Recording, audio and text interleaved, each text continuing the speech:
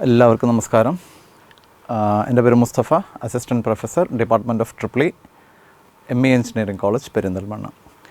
നമ്മുടെ ഇപ്പോഴത്തെ കാലത്ത് നമുക്ക് ഏറ്റവും കൂടുതൽ വർദ്ധിച്ചു വരുന്ന ഒരു കറണ്ട് ബില്ലിൻ്റെയും വർദ്ധിച്ചു വരുന്ന ടെമ്പറേച്ചർ, സൂര്യൻ്റെയും സൂര്യചൂടിൻ്റെയും കാലത്ത് നമ്മളെല്ലാവരും ചെയ്യുന്നൊരു പ്രക്രിയയാണ് നമ്മുടെ വീടുകളിൽ സോളാർ സ്ഥാപിക്കുക എന്നുള്ളത്.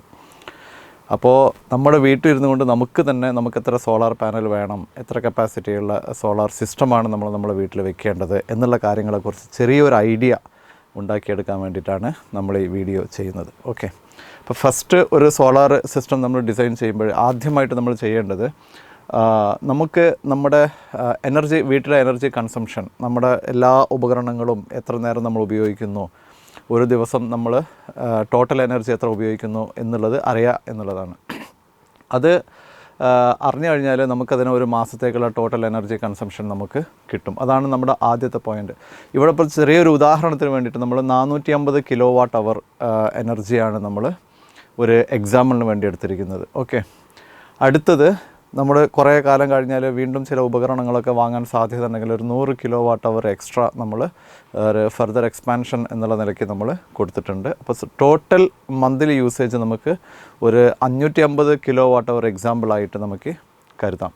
ഓക്കെ, അങ്ങനെയാണെങ്കിൽ അടുത്ത സ്റ്റെപ്പ് നമ്മൾ ചെയ്യേണ്ടത് ടോട്ടൽ സൺ അവേഴ്സ്, നമുക്ക് സൂര്യപ്രകാശം നന്നായ രീതിയിൽ കിട്ടുന്ന എത്ര മണിക്കൂറുകളുണ്ട് എന്നുള്ളത് അറിയാമെന്നുള്ളതാണ്. ഉദാഹരണത്തിന് ഞാൻ 4 മണിക്കൂർ, ഒരു ദിവസത്തിന് 4 മണിക്കൂർ എന്ന് നമ്മൾ ഒരു ഉദാഹരണത്തിന് വേണ്ടി എടുത്തിട്ടുണ്ട്.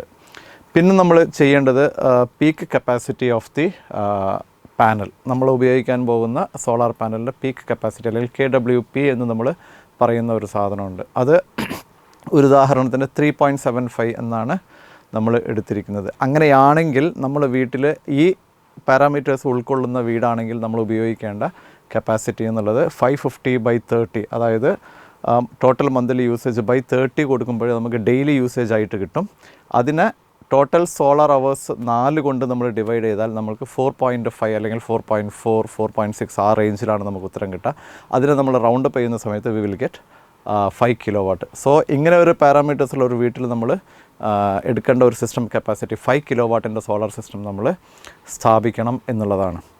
നമുക്ക് 5 kW സിസ്റ്റം കപ്പാസിറ്റി ആണെങ്കിൽ നമ്മൾ എത്ര പാനൽ വയ്ക്കണം എന്നുള്ളതാണെങ്കിൽ ചെറിയൊരു ഉദാഹരണത്തോടു കൂടി നമുക്ക് പറയാം.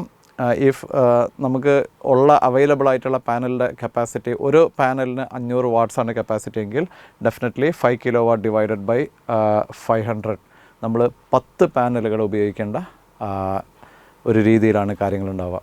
Okay, thank you.